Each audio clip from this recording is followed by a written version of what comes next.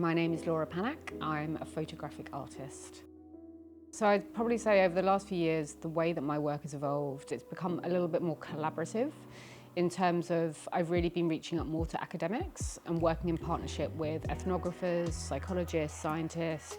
I guess the reason behind that is because with every project that I do, I'm pushing myself to learn something new. And I think as photography evolves, it's important to look at the different ways that our work can sort of, evolve as well and progress and take shape. The first camera that I ever used was a Pentax that my dad gave me. It was a 35mm black and white.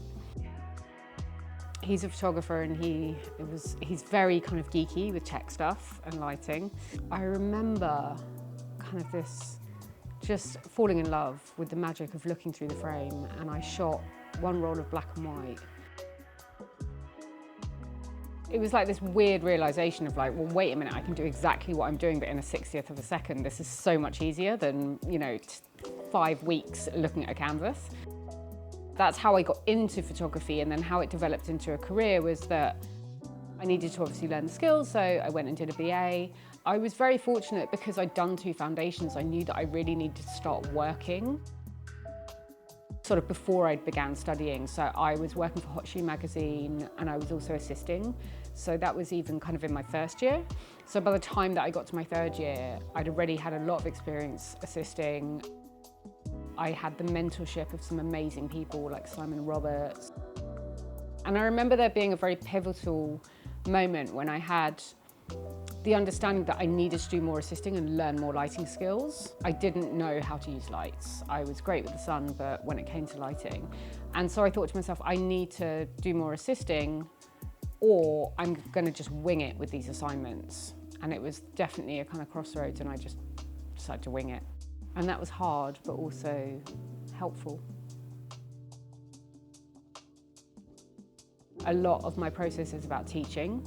So when I'm working with kids, it's really important to me that they understand the process, because not only is it kind of ethically, for me, it's like, I want you to understand what I'm doing. Like, I'm capturing your image and this is how I'm doing it. But it's also giving them the skills to take my picture.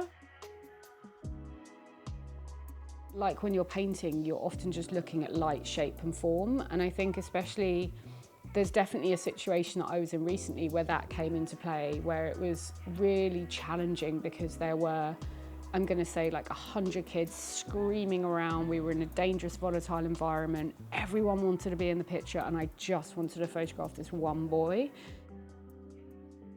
And I think that photography at its best, portraiture at its best, is when that connection is so deep that it transforms into this kind of shared state of flow, where you're both kind of in this moment and time evaporates. And I think that takes compassion and it takes presence and understanding.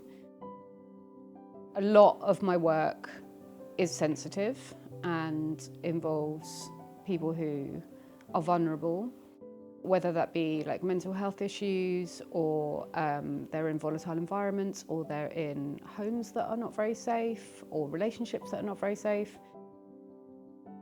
The best way for me to approach that personally is with complete and utter open ignorance and naivety, and to work with very small NGOs and organisations and clubs and community groups.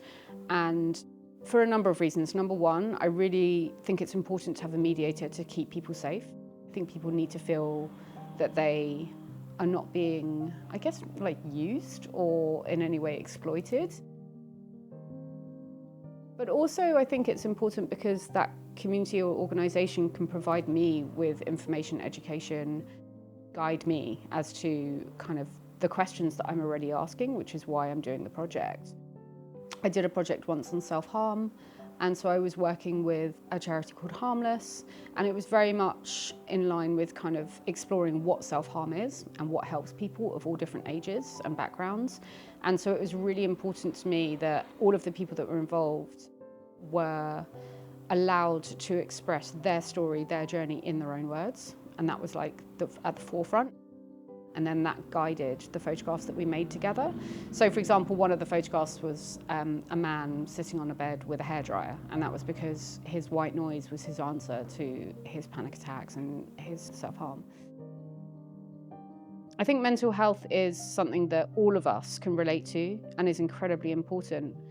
And when approached, I think it needs to be just met with a softness and a slowness and a compassion, and not rushed. I think there's a danger of just rushing those kinds of projects. And also I think what's interesting about photography and photography projects is that you often find that the themes that arise from the work is so broad. There's so much that can come out of one story, and the most important thing for me is to work with people and work with themes that are relatable and universal. What I like with photography is there's never one path. There's never a kind of ladder of how you would progress through your career. And that's what keeps it exciting, is that you can never kind of peak or never fail. It's just a journey.